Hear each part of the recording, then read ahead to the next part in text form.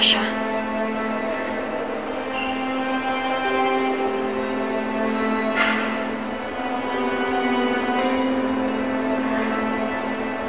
I regret that I accepted you as my sister. I thought you were different from Bernadette. But you're much worse. Lumayas ka na sa kumpanya to. Hindi namin kailangan ng hudas na katulad mo. Natasha, I'm sorry. Bigyan mo lang ako ng pagkakataon. Bigyan mo lang ako ng pangalawang pagkakataon. Gagawin ko lahat. I'm sorry, Natasha. Para ano, ha? Para traidorin mo ako ulit? Hindi! Bigyan mo na ako ng pagkakataon, Natasha. Kahit kailan, I will never forgive you. You hurt me really bad and I will never forgive you. I will never accept you as my sister. Natasha, I'm so sorry. I'm sorry.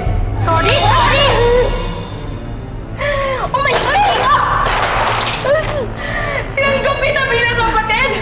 I accepted you for your say sorry. I'm so sorry. Umalis ka! Umalis ka na! Bigyan mo ako ng pagkakataon. Tinanggap kita bilang kapatid. Umalis ka! Gagawin ko lahat. Wala akong pakialam! Gagawin ko lahat. Get out! Get out! What are you doing? Get out! Get out!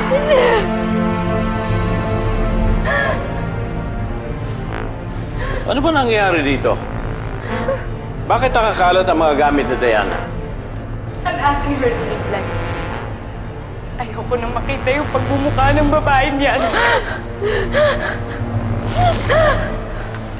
Whoever gave you the right na magpalayas ng mga empleyado ko? And she's not even under your department. God. Don't tell me kinakampihan niyo pa yung babaeng yan. Nakita niyo naman yung video, di ba? Lumantad na sa buong mundo yung kalindihan ng babaeng yan. Tapos kakampihan niyo pa siya? She's a disgrace here in Legacy. Still, it is my prerogative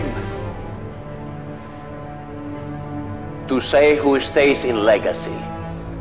And I say firmly, nobody leaves Legacy.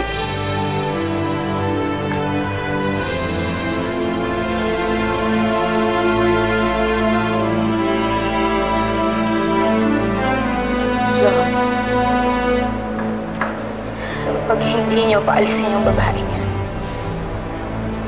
ako mismo ang aalis.